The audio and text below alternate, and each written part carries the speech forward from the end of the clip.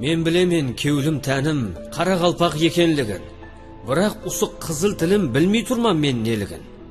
Әйуімде бесігімде қара қалпақ міллетінен, ауыз атлы тесігімде қызыл тілі іллетлі мен. Өз тілінде сөйлемеген ұсы тілден күманым бар. Зуаламыз иленбеген не сөйлеуге имканым бар. Ана тілді білмей жүріп, шет тілдерін үйренеміз. Тіл үйренбеп пайда көріп, үйреніп біз мейленеміз. Көшелерде жазуларда қарекеңше бір сөзің жоқ, қағазларда сызуларда ана тілім бір ізің жоқ. Былғастырып сөйлеп жүрсең, қызыл тілім, кесел тілім, керең бісең не деп жүрсең, сақау тілім, мешел тілім. Қарекеңше сұлу сөзлер аузымдағы тілімде жоқ, қалай болдық біздер, милли арым миымде жоқ. Әр тілден бір құрасып жүр, гейпараның сөйлер тілі, дәрежеге таласып жүр, тіллер бар ма аға іні? Әйу айтқан ана тілім, ұлы болар арың болса, ауыздағы қызыл тілім, сөйле қане барың болса.